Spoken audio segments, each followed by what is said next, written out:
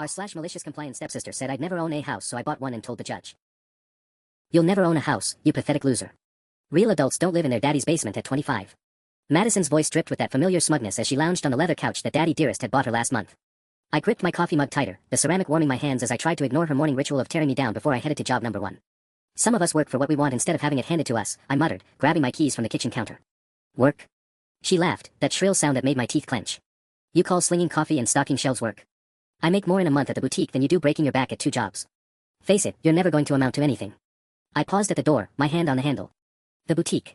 The designer clothing store that my stepmother had bought for Madison right after she dropped out of college for the 3rd time. Where she played dress up and called it a career while actual employees did the real work. We'll see about that, I said quietly. What was that? Madison's voice sharpened. She hated when I didn't engage in her games, when I didn't give her the reaction she was fishing for. Nothing. Have a great day, Maddie. I left before she could respond, but I heard her scoff through the door. The same scoff I'd been hearing for 3 years, ever since Dad married her mother and we became one big, dysfunctional family. Well, 3 of them became a family. I became the odd one out. The morning air was crisp as I walked to my car, a reliable Honda Civic that I bought used and maintained meticulously. Not flashy like Madison's BMW that she'd totaled twice, but it was mine. Paid for with my own money, just like everything else I owned. As I drove to the coffee shop for my opening shift, Madison's words echoed in my head. They always did. 3 years of, you'll never be successful, you're wasting your life, no wonder your real mom didn't want you. That last one was her favorite, especially when Dad wasn't around to hear it. The thing is, Madison had no idea what I'd actually been doing with my paychecks. While she assumed I was barely scraping by, I'd been living like I was barely scraping by on purpose. Every dollar that didn't go to my minimal rent contribution or basic necessities went straight into my savings account. 2 jobs, minimal expenses, and a whole lot of determination had added up to something she'd never expect. I'd been playing the long game for 3 years now. 3 years of swallowing my pride, of letting her think she was better than me, of watching her spend money like water while I counted every penny. But I wasn't just saving money, I'd been building credit, researching markets, and meeting with a mortgage broker on my lunch breaks. The irony wasn't lost on me that Madison's constant belittling had actually motivated me to be more financially responsible than I might have been otherwise. Every cruel comment had been another dollar in my savings account, another point added to my credit score, another step toward proving her wrong. My phone buzzed with a text from my real estate agent, found 3 more properties in your range. Want to schedule viewings for this weekend? I smiled as I pulled into the coffee shop parking lot. Madison had no idea what was coming. The viewings went better than I'd hoped. The 3rd house, a modest 2-bedroom craftsman with original hardwood floors and a small backyard, felt like home the moment I walked through the front door. It was in a quiet neighborhood about 20 minutes from Dad's place, with good bones and just enough character to make it special without breaking my budget. The sellers are motivated, my agent, Carol, explained as we stood in the sunny kitchen. It's been on the market for 6 weeks. I think we could get them to come down another $5,000 if we move fast. I ran my fingers along the granite countertop, imagining Sunday morning coffee in this space. My space. Let's do it. You sure? You want to think about it overnight? This is a big decision. I'm sure. What I didn't tell Carol was that I'd been thinking about it for 3 years. Every morning listening to Madison's cutting remarks, every family dinner where she played the perfect daughter while I remained invisible, every time Dad chose not to defend me, it had all led to this moment. By Wednesday, my offer was accepted. By Friday, I was drowning in paperwork, inspection reports, and the surreal reality that I was about to become a homeowner at 25. The mortgage approval came through faster than expected, apparently, 2 steady jobs, minimal debt, and a credit score that made my loan officer whistle appreciatively worked in my favor. Congratulations, Carol said, shaking my hand after we'd signed what felt like 1,000 documents. You should be proud. Most people your age can't even imagine homeownership in this market. Proud. Yes, I was proud. But more than that, I was vindicated. The closing was scheduled for the following Thursday. I'd managed to keep everything under wraps at home, mainly because no one paid attention to my schedule anyway. Dad assumed I was working extra shifts, and Madison was too wrapped up in her own drama to notice I'd been mysteriously busy. That drama, as it turned out, was about to become my drama too. We need to talk. Dad's voice was unusually serious when I got home from my evening shift at the grocery store. He was sitting at the kitchen table with a stack of papers in front of him, and his expression was grim. What's wrong? Sit down. I glanced around. Where are Linda and Madison? At Linda's sister's house. This involves you directly, so I wanted to discuss it privately first. The knot in my stomach tightened as I took a seat across from him. The papers, I now realized, looked official. Legal official. Your grandmother's estate is being contested, he said without preamble. I blinked. Grandma Rose? But she died 2 years ago. I thought everything was settled. So did I. But Linda's been talking to a lawyer, and she believes there were irregularities in the will. She's filing a challenge. The room felt like it was tilting. Grandma Rose had left me her house, the little blue cottage where I'd spent countless summers, where she taught me to bake and garden and balance a checkbook. It was worth maybe $180,000, nothing extravagant, but it was mine. She'd specifically left it to me because she knew I'd take care of it, because I was the one who'd visited her every week in a nursing home, because I was her responsible one. On what grounds? I managed to ask. Dad's jaw tightened. She claims Rose wasn't of sound mind when she updated the will. That leaving property to a grandchild instead of her son shows diminished capacity. She wants the house to go to me, and then. He trailed off. And then it becomes community property that Madison inherits when you die. I'm not saying I agree with this. But you're not stopping it either. The silence stretched between us. 3 years of swallowing my pride, and this was where it led. My own father, sitting there with legal papers designed to steal the one thing my grandmother had wanted me to have. There's going to be a hearing, he said finally. You'll need to appear in court. Perfect. Just perfect. Madison was about to learn exactly how much this pathetic loser was worth. I stared at Dad across the kitchen table, the legal papers between us like a chasm that had been years in the making. So let me get this straight. Linda wants to steal Grandma's house from me, and you're just okay with that? I'm not okay with anything about this situation, he said, but his voice lacked conviction. But legally, I have to respond to the challenge. My lawyer says. Your lawyer. The words came out sharper than I intended. You already have a lawyer working against me. It's not against you, it's exactly against me. I stood up, pacing to the kitchen window. Outside, Madison's BMW sat in the driveway next to Linda's Mercedes. 2 cars worth more than most people's annual salary, and somehow I was the greedy one for wanting to keep what Grandma Rose had legally left me.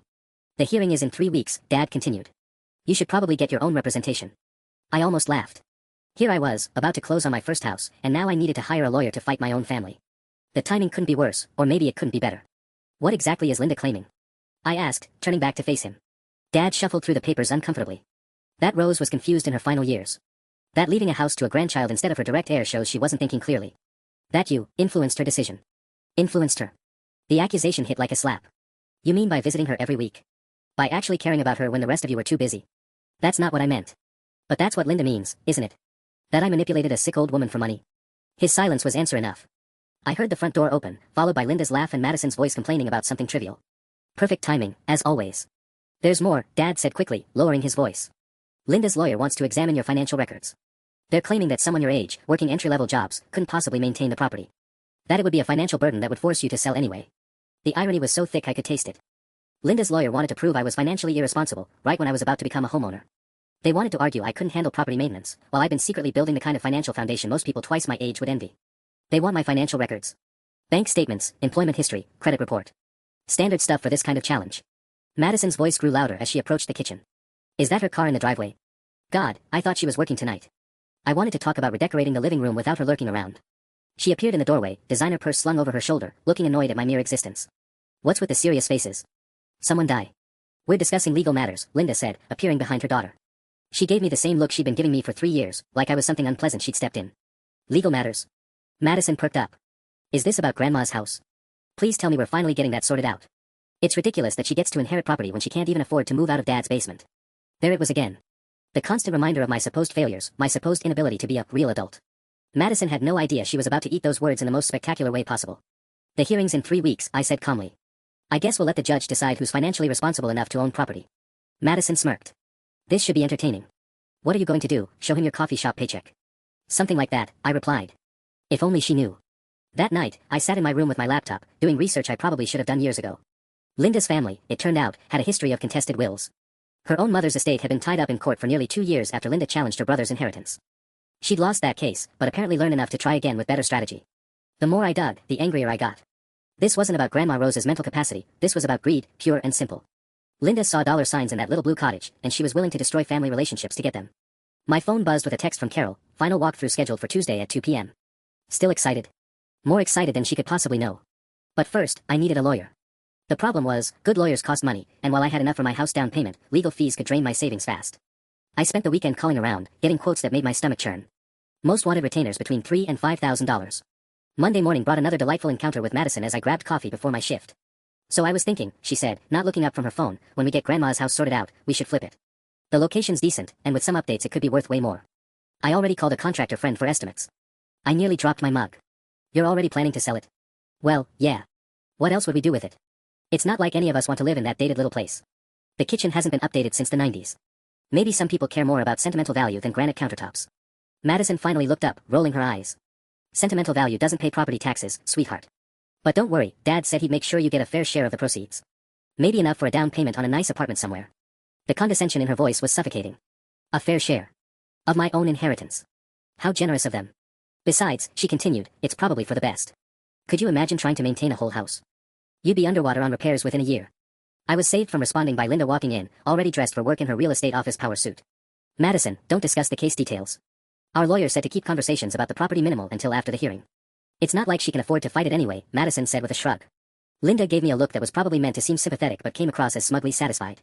I hope you understand this isn't personal. It's just business. Rose wasn't thinking clearly in her final years, and we're looking out for everyone's best interests. Everyone's best interests, I repeated. Exactly. You'll thank us later when you're not buried under homeowner expenses you can't handle. The irony was killing me. Here was Linda, a real estate agent, telling me I couldn't handle homeownership while I was literally 3 days away from closing on my own house. Here was Madison, who'd never paid for anything herself, lecturing me about financial responsibility. I made a decision that probably wasn't smart but felt absolutely necessary. You know what? I'm looking forward to that hearing, I said, rinsing my mug in the sink. Should be very enlightening for everyone involved. Confident words from someone who can't even afford legal representation, Madison shot back. We'll see. That afternoon, I did something slightly crazy. Instead of going with the cheapest lawyer I could find, I called the most expensive one, the attorney whose retainer was $8,000 but whose track record in estate cases was impeccable. I'll take the case, I told him. It was going to cost me, but some things were worth the price. The meeting with my lawyer, David Harrison, was scheduled for Thursday afternoon, conveniently right after my house closing. The timing felt symbolic somehow, like I was building my armor piece by piece before heading into battle. Congratulations on the new house, Carol said, handing me the keys with a genuine smile.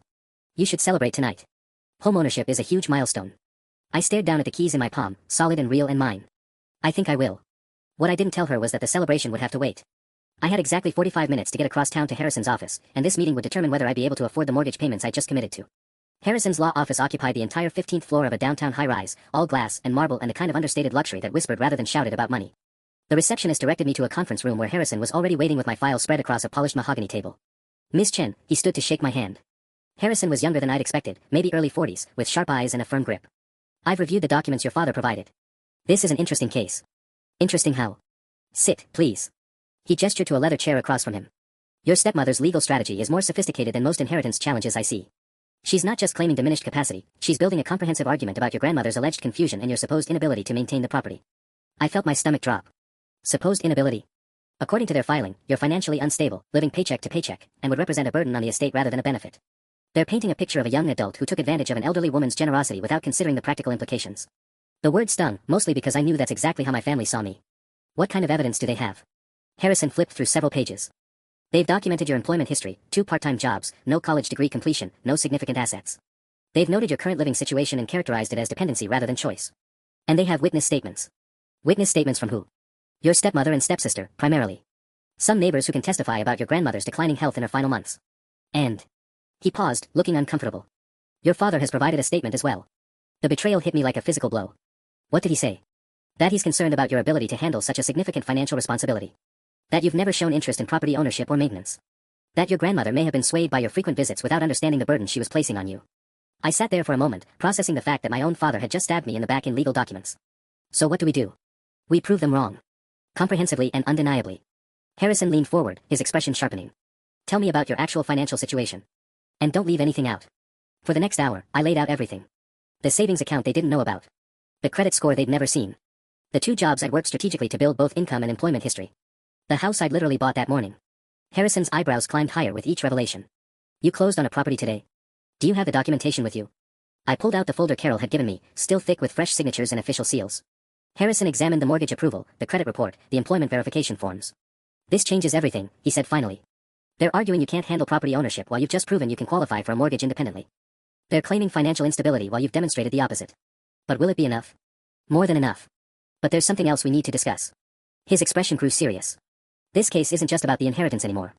Your stepmother's lawyer has filed additional motions. My blood ran cold. What kind of motions? They're requesting a full financial audit, not just of you, but of any interactions you had with your grandmother's accounts in her final years. They're also claiming that your recent financial activity looks suspicious. They're implying you might have had access to your grandmother's money before she died. The accusation was so outrageous I couldn't speak for a moment. They're saying I stole from her. They're not saying it directly, they're too smart for that. But they're raising questions about how a part-time worker could suddenly afford a house down payment. They want bank records going back 3 years. I felt the walls closing in.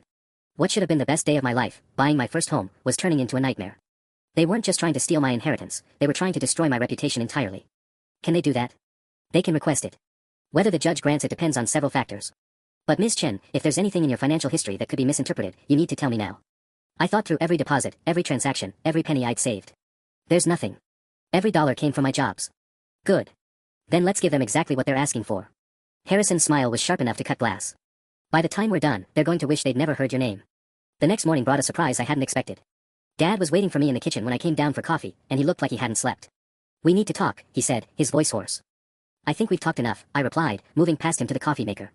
The keys to my new house were still in my pocket from yesterday, a solid reminder of what I'd accomplished while he was busy signing statements against me. I didn't know Linda was going to go this far. I turned to face him. What do you mean? The financial audit request. The implications about Grandma's money. That wasn't part of the original plan. Oh, there was a plan. The coffee maker gurgled behind me, the only sound in the suddenly tense kitchen. How nice that everyone got to participate except me. Dad ran his hands through his hair. It was supposed to be simple. Contest the will, negotiate a settlement, everyone gets something. But Linda's lawyer is pushing for a complete character assassination now. And you're just realizing this bothers you? I never wanted them to question your integrity. That's not what this is about. I laughed, but there was no humor in it.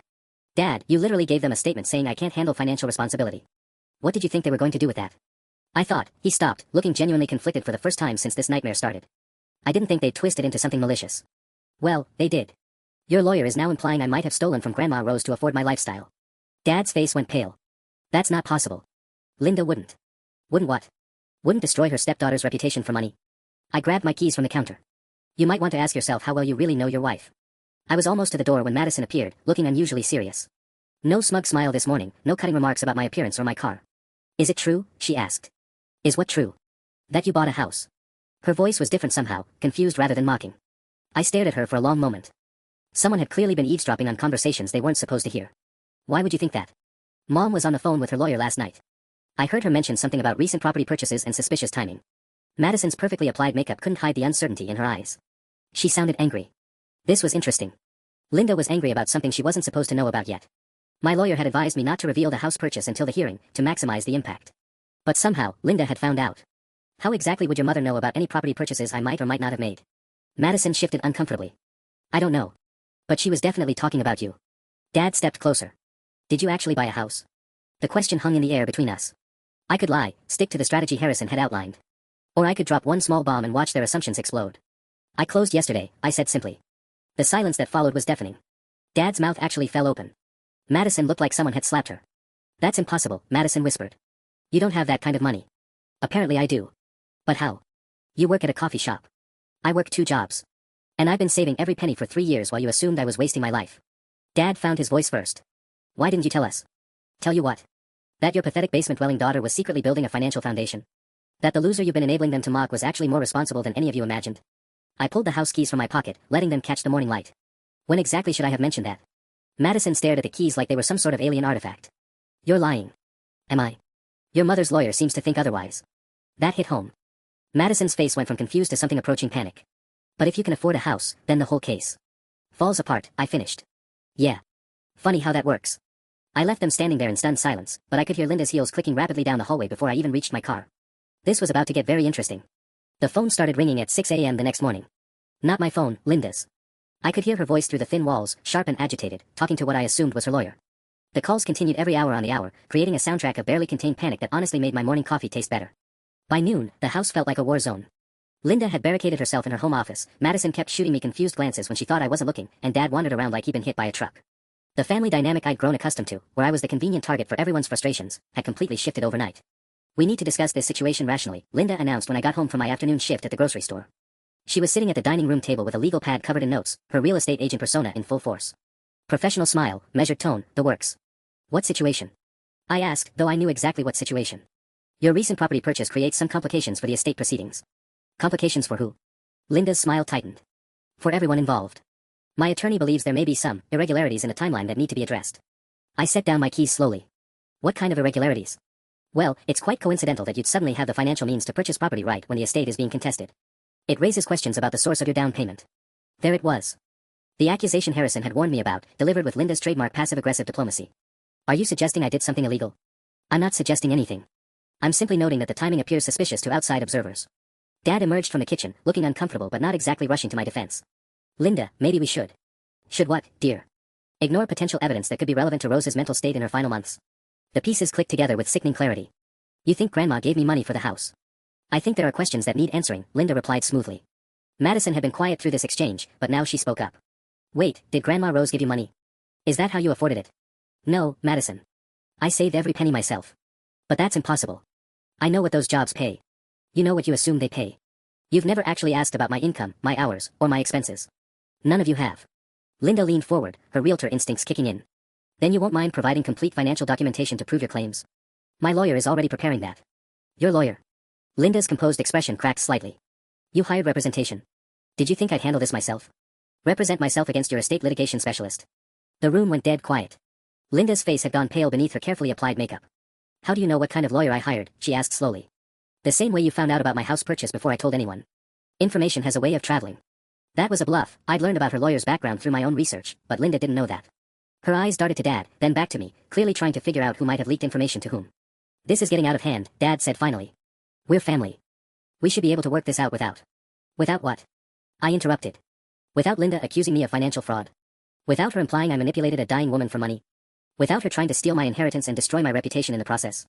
That's not what's happening here, Linda said, but her voice had lost its confident edge. Isn't it? Because from where I'm standing, it looks like your simple estate contest just became a lot more complicated. Linda's phone rang again. She glanced at it, then at me, her expression unreadable. You have no idea what you've gotten yourself into, she said quietly. Actually, I think you're the one who has no idea what you've gotten yourself into. The phone kept ringing. Linda finally answered it, her voice tight as she retreated to her office. This was far from over. The complications started 3 days before the hearing, when Harrison called me at work. We need to meet immediately, his voice was tense through the phone. Linda's team just filed an emergency motion. I stepped into the coffee shop's back room, my heart hammering. What kind of motion? They're requesting a postponement and expanded discovery.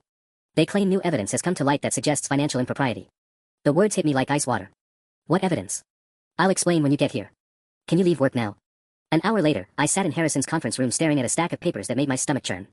Bank records, transaction histories, employment verification forms, all legitimate, all mine, all somehow being twisted into something sinister. They're claiming the pattern of your savings is inconsistent with normal spending behavior for someone your age and income level, Harrison explained. They've hired a forensic accountant who says your financial discipline is so unusual it suggests external funding sources. I laughed, but it came out strangled. So I'm being penalized for being responsible with money? Essentially, yes. Their expert witness is prepared to testify that most 20-somethings living at home spend money on entertainment, travel, social activities. Your accounts show almost no discretionary spending over 3 years. Because I was saving for a house. Which they're arguing you couldn't have known you'd qualify for without inside information about your grandmother's death timeline and the inheritance you expected to receive. The room felt like it was spinning. They think I planned Grandma's death. Not explicitly. But they're building a narrative that you lived like a monk for 3 years because you knew a windfall was coming, and when it was delayed by the estate contest, you accessed funds from another source. I stared at the papers spread across the mahogany table. 3 years of careful planning, 3 years of sacrifice, 3 years of taking Madison's abuse while building something better, all of it was being weaponized against me. There's more, Harrison continued grimly. They've subpoenaed records from your grandmother's bank accounts for her final 2 years. They're looking for any transfers, any unusual withdrawals, anything they can connect to your deposit history. They won't find anything because there's nothing to find. I believe you. But the judge has granted a 2-week postponement to allow for the additional discovery. 2 more weeks of living in that house, watching Linda's smug satisfaction, listening to Madison's renewed confidence that she'd been right about me all along. 2 more weeks of Dad's guilty silence and Linda's passive-aggressive comments about getting to the truth. What happens if their accountant finds something that looks suspicious, even if it's innocent? I asked. Harrison's expression was grave. Then we go to trial instead of a simple hearing. This becomes a full-blown case about financial fraud and elder abuse. Even if you're completely innocent, the accusations alone could affect your credit, your employment, your ability to keep that house you just bought. The irony was suffocating. The house that was supposed to be my proof of independence, my evidence of financial responsibility, had become the weapon they were using to destroy me. Can we fight the postponement? We can try, but they've raised enough questions that most judges would grant the extension. It's better to use the time to build an ironclad defense than to look like we're hiding something. I drove home in a daze, dreading the conversation waiting for me. Linda would be triumphant, Madison would be back to her old smugness, and Dad would continue his masterful impression of Switzerland. But when I walked through the front door, Linda was standing in the foyer with a suitcase, her face pale and drawn. Going somewhere? I asked. My sister's house. Until this is resolved. Madison appeared at the top of the stairs, looking confused and worried. Mom, you don't have to leave because of.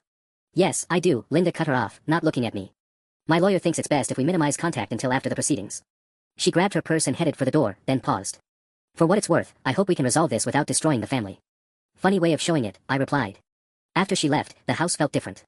Quieter, but also more tense somehow. Dad emerged from his study looking older than I'd ever seen him.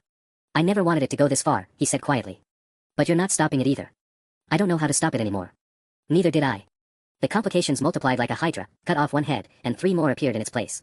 Harrison called the next morning with news that made my coffee taste like ash. Linda's forensic accountant found something, he said without preamble. Not in your accounts, in your grandmother's. I gripped the phone tighter. What kind of something?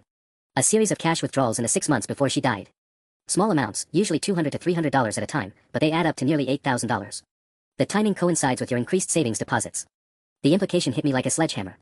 They think she was giving me cash. It's circumstantial, but it looks bad. Especially since the amounts roughly match the acceleration in your savings pattern during that period. I closed my eyes, trying to remember those final months with Grandma Rose. She had been taking out cash more frequently, I remembered because I'd worried about her carrying money around the nursing home. But the cash wasn't for me. She was paying for her own care supplements, I said suddenly. Things Medicare didn't cover. Upgraded meal plans, private nursing assistance, therapy sessions. The nursing home required cash payments for add-on services. Can you prove that? The nursing home should have records. Grandma was determined to pay her own way for anything beyond basic care. She said she didn't want to be a burden. Harrison's silence stretched uncomfortably long. That's actually worse. How is that worse? Because it shows she was depleting her assets to maintain independence, which supports Linda's claim about diminished capacity. A rational person would have consulted family before spending down their estate. I felt trapped in a maze where every turn led to another dead end. Grandma Rose's fierce independence, the quality I'd admired most about her, was being twisted into evidence of confusion and poor judgment. There's something else, Harrison continued. Madison filed a supplementary statement yesterday. My stomach dropped. What kind of statement? She claims you made several comments over the past year about not worrying about money much longer and having plans that would surprise everyone. She's characterizing these as evidence that you knew about upcoming inheritance funds. The betrayal cut deeper than I'd expected. Madison had been listening more carefully than I'd realized, collecting ammunition for a battle I didn't even know we were fighting. Those comments were about my savings plan, not the inheritance. I was excited about finally being able to afford my own place. I believe you, but context is everything in court. Without the full picture, isolated quotes can be devastating. After we hung up, I sat in my empty house, my dream home that was becoming my nightmare, and tried to figure out how everything had gone so wrong so quickly. The keys that had felt so solid in my palm last week now seemed like evidence of some elaborate crime I'd never committed. My phone buzzed with a text from Madison. We need to talk. Meet me at Riverside Park in an hour. Come alone. The last thing I needed was another confrontation, but curiosity won out over caution. Madison was already waiting when I arrived, sitting on a bench overlooking the water, looking smaller and less confident than I'd seen her in years. I didn't know Mom was going to use what I said against you like that, she began without preamble. But you said it anyway. I was angry. You made me look stupid with that house thing, and I wanted to. I don't know, prove I wasn't completely clueless about what you were doing.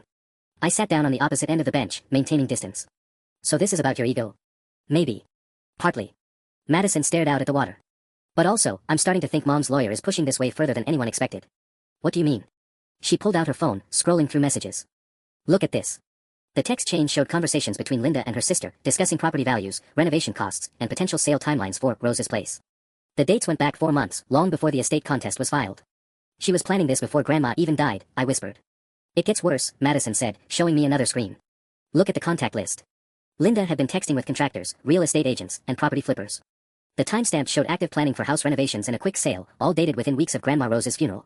The evidence was damning, but it also presented a new problem. Madison was essentially offering to testify against her own mother.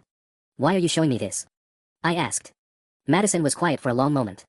Because maybe you were right. Maybe I don't know how the real world works.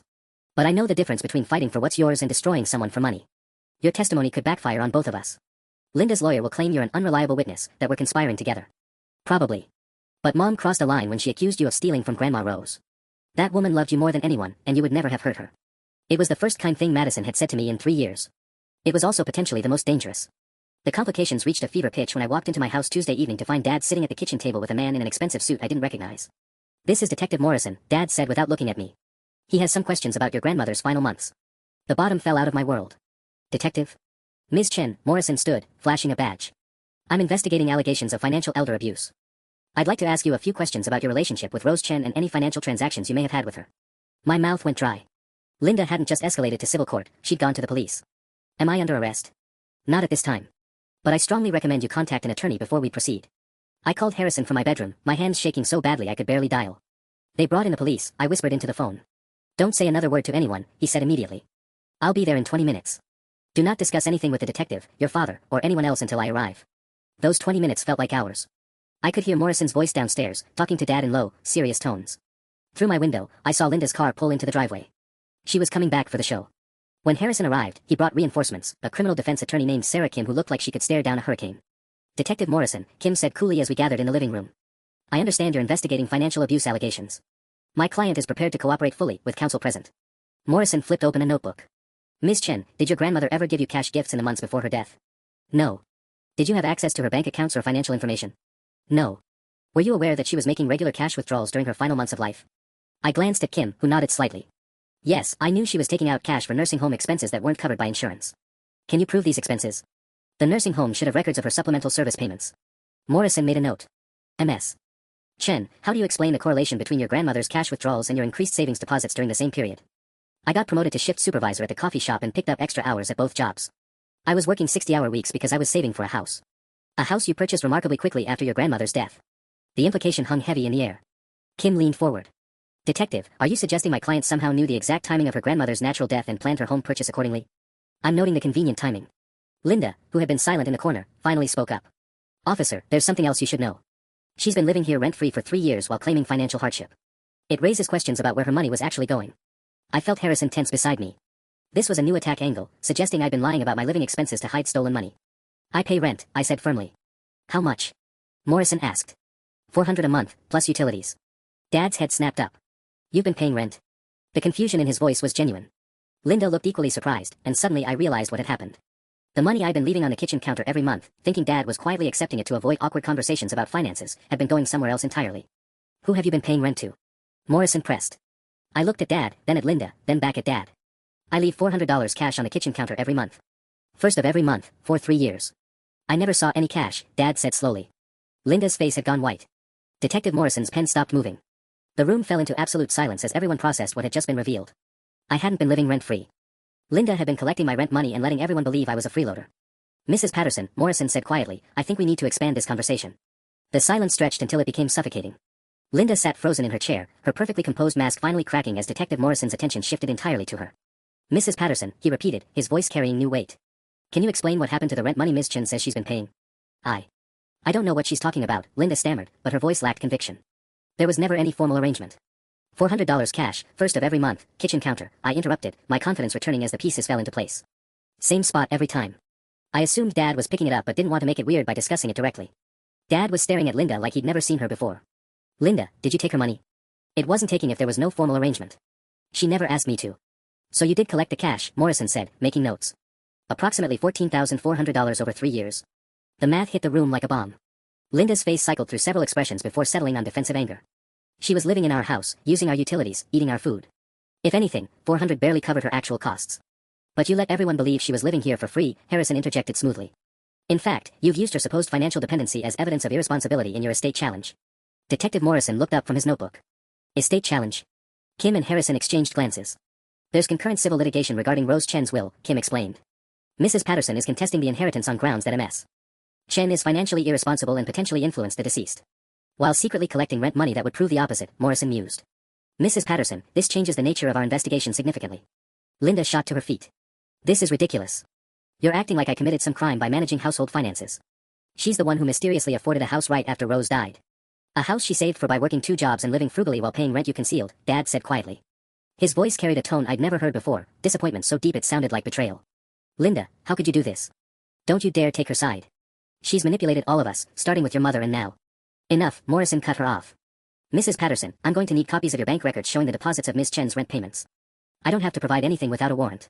Actually, Kim said with a smile that could cut glass, given that you've made accusations of financial crimes while potentially committing fraud yourself, Detective Morrison has grounds to request those records immediately.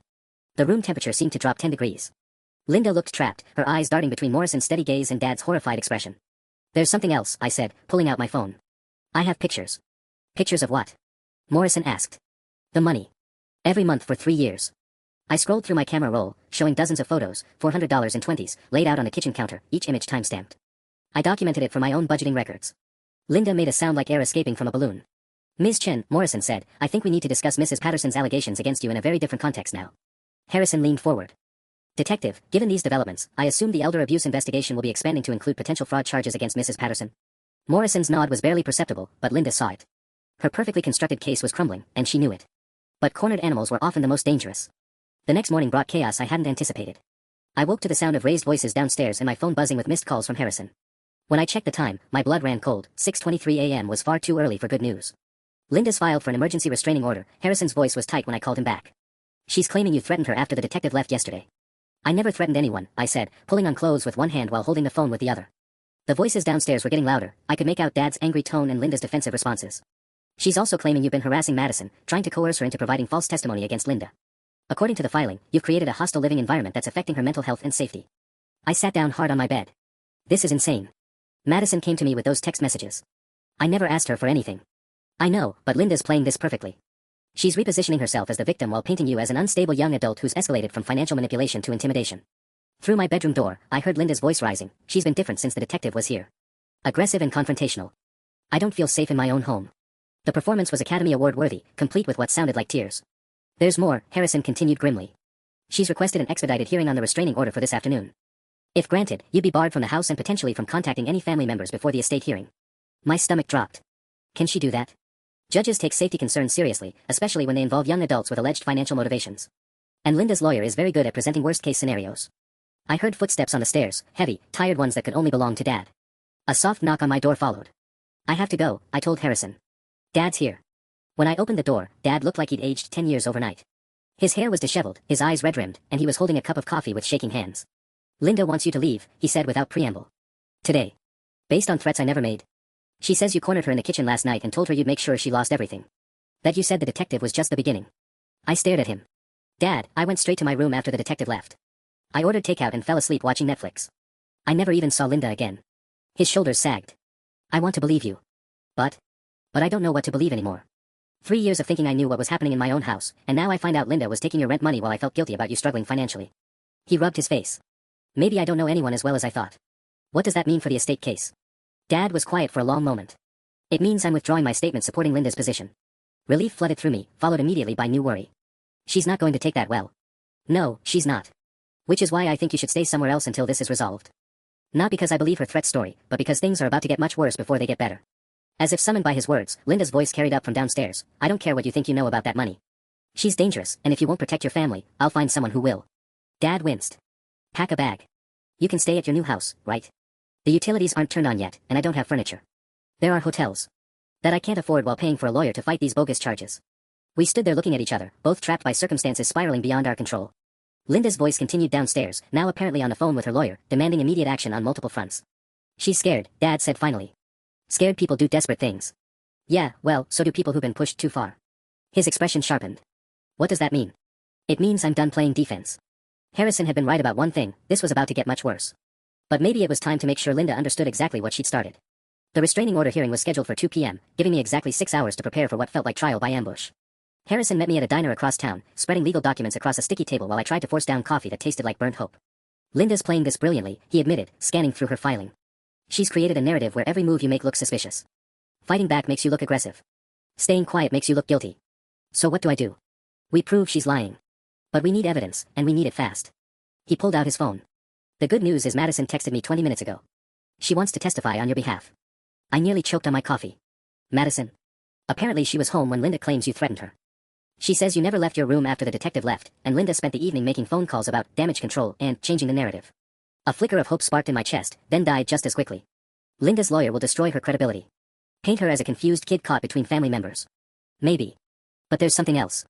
Harrison's expression grew serious. Detective Morrison called this morning. Linda's bank records show some interesting patterns. What kind of patterns? Your rent money wasn't just being deposited into household accounts. She was moving it into a separate investment account, along with other cash deposits that don't match any documented income sources. The implications hit me slowly. She's been skimming money from somewhere else too.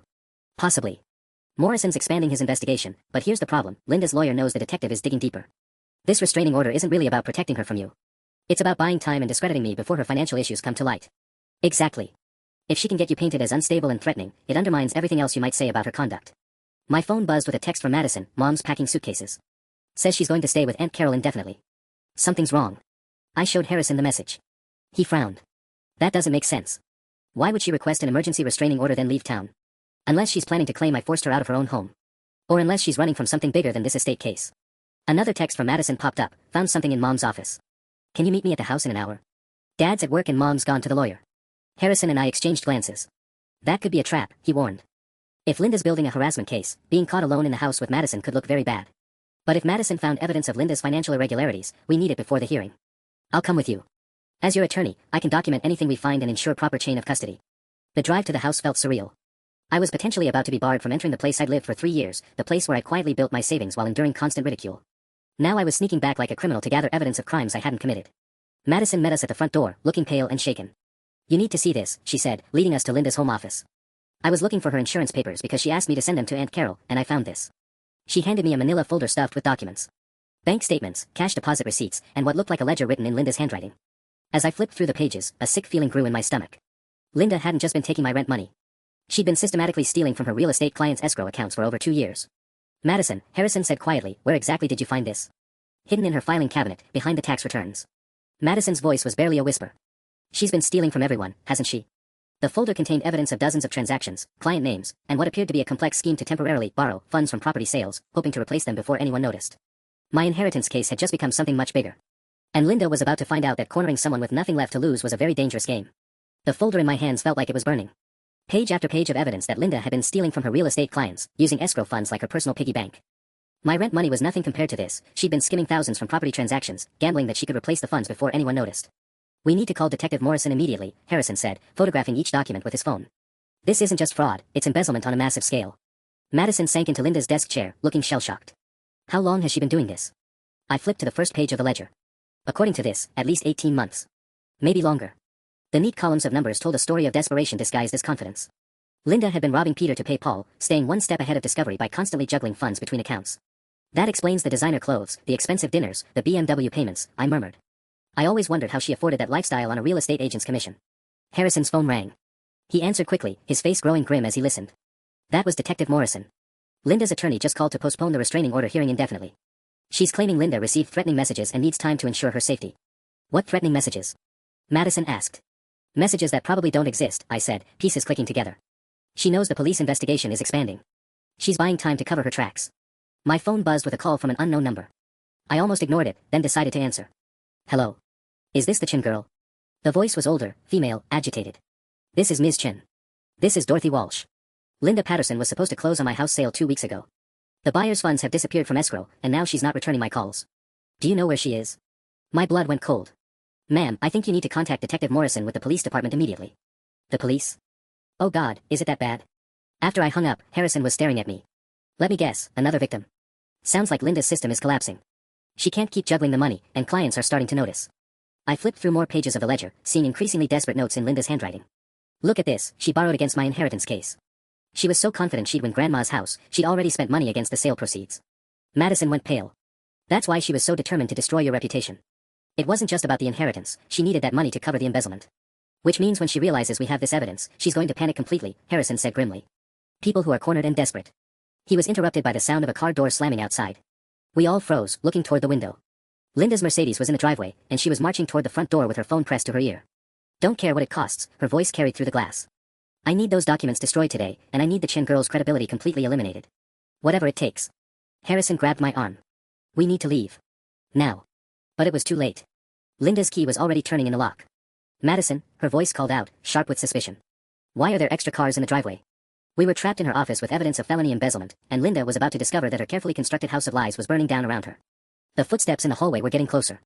This was about to become a confrontation that would change everything. The footsteps stopped outside the office door. Linda's voice cut through the silence like a blade. Madison, who's here with you? Harrison motioned for us to stay quiet, but there was nowhere to hide. The office had one door, one window that faced the front yard, and Linda was standing between us and any exit. Just some friends, Mom, Madison called back, her voice surprisingly steady. We're working on something for school. What friends? That's Harrison's car outside, I recognize it from the courthouse parking lot. The door handle turned slowly. Linda stepped into the doorway, her eyes immediately locking onto the manila folder in my hands. Her face went through a series of expressions, confusion, recognition, and then pure, cold fury. Put that down, she said quietly. Right now. Mrs. Patterson, Harrison stepped forward, we need to discuss. I said put it down. Linda's composure cracked completely. That's private property. You're in my house, going through my personal documents. Documents that show you've been embezzling from your clients for 2 years, I said, clutching the folder tighter. Including stealing my rent money while letting everyone think I was a deadbeat. Linda's laugh was harsh and desperate. You think anyone will believe you? A pathetic girl who lives in her father's basement and makes minimum wage. I'm a respected real estate professional with 20 years of experience. A respected professional who's been robbing escrow accounts, Madison said, standing up from the desk chair. I found the ledger, Mom. All of it. The betrayal in Linda's eyes as she looked at her daughter was almost painful to watch. Madison, you don't understand what you're looking at. These are complex business transactions. They're theft, Madison interrupted. And I understand perfectly. Linda's phone rang. She glanced at it, and her face went ashen. Dorothy Walsh appeared on the screen. Aren't you going to answer that? I asked sweetly. I'm sure Mrs. Walsh just wants to know what happened to her escrow funds. Linda's mask of control finally shattered completely. You have no idea what you've done, she hissed. I was handling everything. The money would have been replaced after your grandmother's house sold. But now you're going to prison, Harrison finished calmly. He held up his phone. Detective Morrison is on his way. I called him when we found the documents. The sound of sirens in the distance made Linda spin toward the window. Her shoulders sagged as the reality of her situation hit her fully. 30 years, she whispered. 30 years I've worked to build something, and you've destroyed it all over a house that should have been ours anyway. It was never yours, I said firmly. Grandma Rose left it to me because she knew I'd take care of it. Just like I took care of her when the rest of you were too busy spending money you hadn't earned. The sirens grew louder. Linda looked at the folder one last time, then at Madison, then at me. This isn't over, she said. But we all knew it was. Detective Morrison arrived with backup and several federal agents. Apparently Linda's embezzlement had crossed state lines when she'd stolen from clients in neighboring counties. As they led her away in handcuffs, she kept insisting everything was a misunderstanding, that she was the victim of a vindictive stepdaughter's lies. The estate case was dropped within a week. Dad, horrified by Linda's crimes and his own willful blindness, signed papers transferring any claim to Grandma's house directly to me. Madison testified at Linda's preliminary hearing, her mother's betrayed expression haunting but necessary. 3 months later, I stood in my new kitchen, not the house I bought, but Grandma Rose's blue cottage, which I decided to keep as my home. The kitchen was exactly as she'd left it, outdated but full of memories worth more than granite countertops. Madison knocked on the front door, holding a housewarming gift and looking nervous. I wasn't sure you'd want to see me, she said. Come in, I replied. We're family, aren't we? As she stepped into Grandma's living room, I realized Linda had been wrong about one thing. This was never about the house. It was about finally understanding what family really meant.